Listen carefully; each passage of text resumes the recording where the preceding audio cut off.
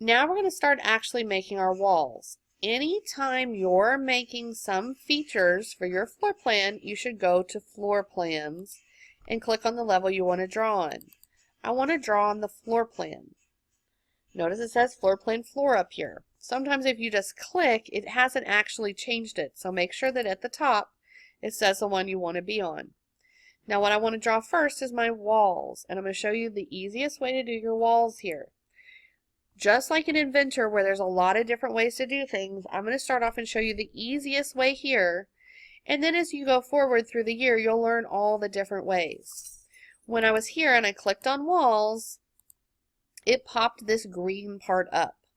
This is just like when you're in a sketch in Inventor. If you have this green area popped up over here, or even if I click off of it, notice that green thing is still there. I'm still kind of stuck in that sketch part. So I have to use this part before I can go back to something else. There's a lot of ways you can draw walls. This is one wall at a time, polygons, circles, arcs, so I can have curved walls. But we just want to make a nice little rectangular building. So I'm going to click on rectangle. Notice it puts a little rectangle next to my cursor. If I was on something else, it would put that next to my cursor, but I want to be on rectangle for this. The other thing to notice is it pulls up this little bar here, which allows me to modify this before I get started. If you don't modify this before you get started, then you have to go back and change everything later. I want to go ahead and set the walls up right now to be exactly what we want, so we don't have to do a lot of fixing. So as we go across here, this says how high do we want the wall? Well, I do want to set the height. It's currently, if I click here, on unconnected. I don't want unconnected 20-foot walls. We just talked about how tall we want our building.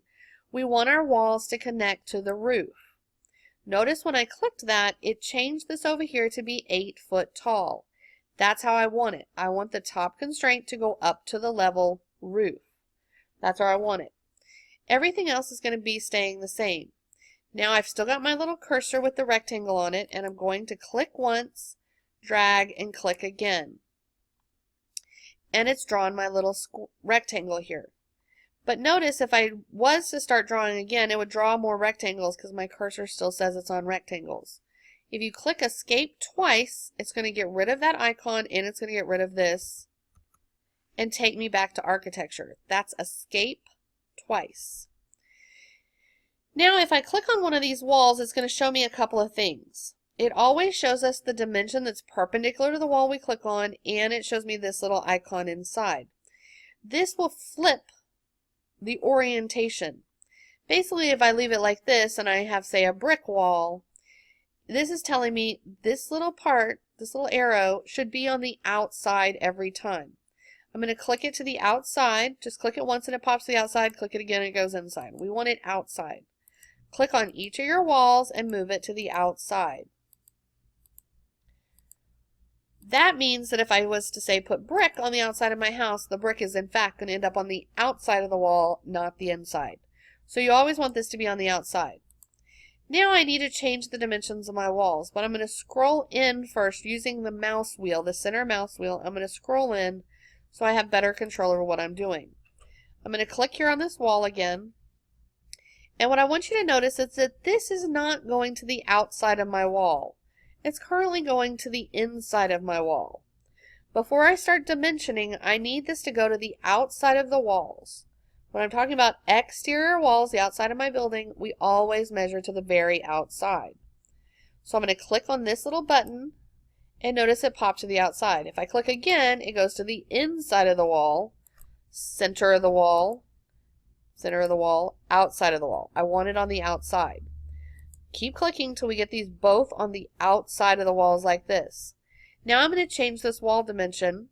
So if I highlight over it, this is just like earlier. I can get this so I can change it, and I'm going to change this to 12 foot. 12, enter, and it pops my wall down. It's on the outsides of the walls. It's 12 foot. So I am good on this wall, and I'm going to click this little icon to make this temporary dimension permanent. Now that's set permanent.